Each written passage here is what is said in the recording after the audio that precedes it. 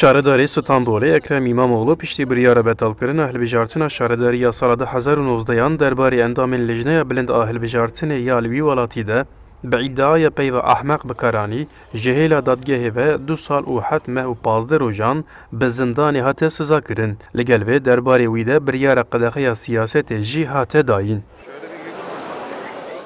Piştî vê biryarê bi banga İmamoğlu bi hezaran kes li ber avahiya şaredariya Stenbolê kom bûn û nerazîbûna xwe nîşanî sizakirina İmamoğlu dan. Bence siyasi irade hukuku bir sopa gibi kullanmıştır ve bugün Desthelata siyasî hukûqê wekû dareke girtiye destê xwe û ji bo berjewendiyên xwe yên taybet yên siyasî bikartîne. Lê xelk di hilbijartinan de bersiva xwe dê bide wan kesên ku neheqiyê li wan dikin. sandıkta verecektir. Hukuksuz bir süreç var. Pêvajiyeke nehiqûqî di vê dozê de heye. Li dijî vê neheqiyê û ji bo piştgiriya İmamoğlu'yê em li bir kom bûn. Türk gençliğiyiz. İmamoğlu biryara sizayê weke nîşaneya nebûna edaleta li wî welatî nirxand. Bu kararla ilgili yaptığınız konuşmanın Ev biryara şermiye ji bo daraza Türkiye.